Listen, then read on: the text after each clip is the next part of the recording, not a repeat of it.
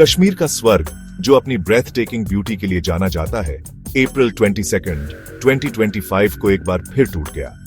पहलगाम, जो एक popular tourist destination है, उसकी शांति एक हॉरिफिक एक्ट ऑफ टेररिज्म ने छीन ली। माना जा रहा है कि द रेजिस्टेंस फ्रंट ने शांति पर वार किया और मौत और निराशा का मंजर छोड़ दिया। इस हमले में 26 इनोसेंट लोगों की जान चली गई, जिससे पूरे भारत और दुनिया में सदमा पहुंचा। ये बारबैरिटी का काम भारत के लिए टेररिज्म के पर्सिस्टेंट थ्रेट की याद दिलाता है, खासकर कश्मीर घाटी में फ्रैजिल पीस के लिए। पहलगाम में हुआ यह हालिया हमला कश्मीर में दशकों से चले आ रहे टेररिज्म के लंबे और खूनी इतिहास की ग्रिम रिमाइंडर है। इस रीजन ने अनगिनत हिंसा देखी है, हर बार अपने लोगों और अपनी जगह पर गहरे जख्म छोड़कर।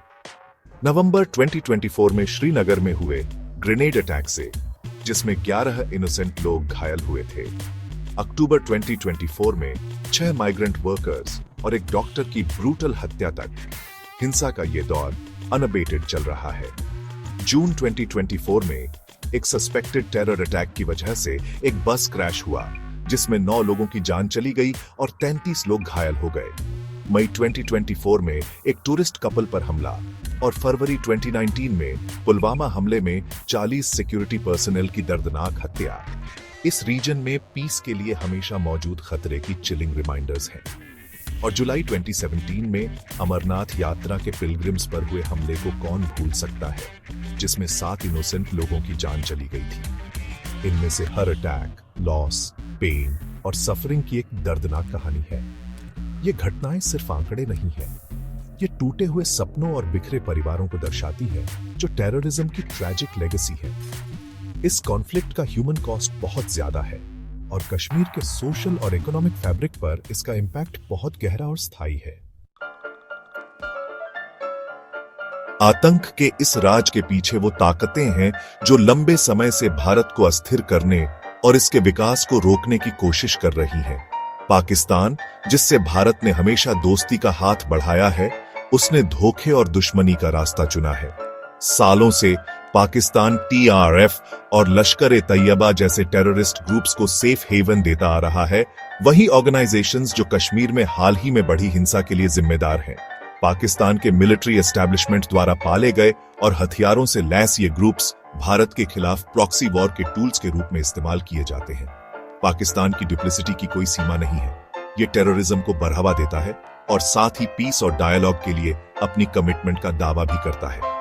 ये दोहरा खेल बार बार एक्सपोज हुआ है, जिसमें कई टेरर अटैक्स में पाकिस्तान की संलिप्तता के अनडिनायबल सबूत मिले हैं।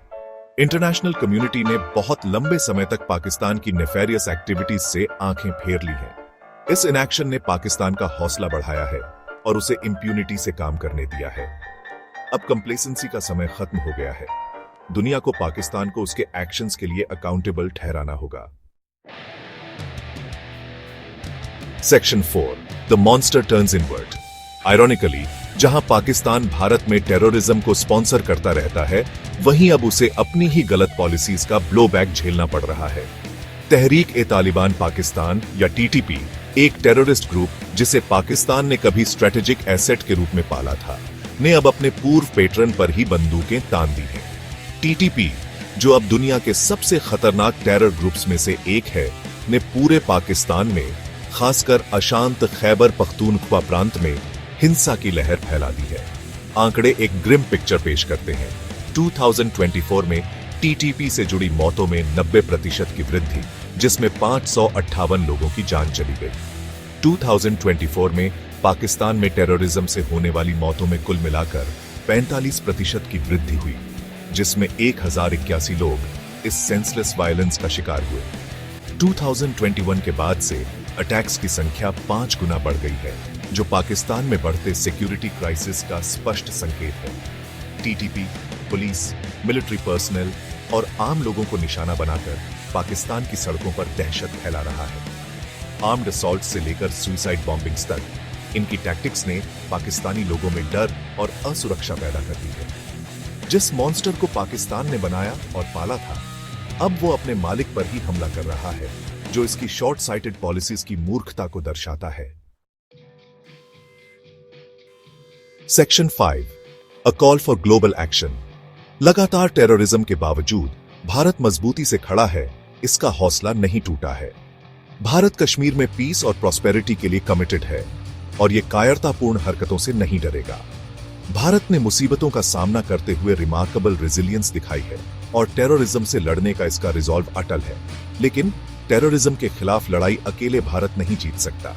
इसके लिए एक कंसर्टेड ग्लोबल एफर्ट, मानवता के लिए इस साझा खतरे के खिलाफ एक यूनाइटेड फ्रंट की जरूरत है। इंटरनेशनल कम्युनिटी को सिचुएशन की ग्रेविटी को समझना चाहिए और ग्लोबल टेररिज्म के केंद्र पाकिस्तान के खिलाफ डिसाइसिव एक्शन लेना चाहिए। हमें हिंसा के इस साइकिल को तोड़ना होगा और एक टेरर फ्री वर्ल्ड बनाना होगा। एक ऐसी दुनिया जहां कश्मीर की खूबसूरती पर खून खराबे का दाग न लगे। एक ऐसी दुनिया जहां नफरत और हिंसा पर पीस की जीत हो। यह सिर्फ भारत की लड़ाई नहीं है, यह मानवता के फ्यूचर की लड़ाई है।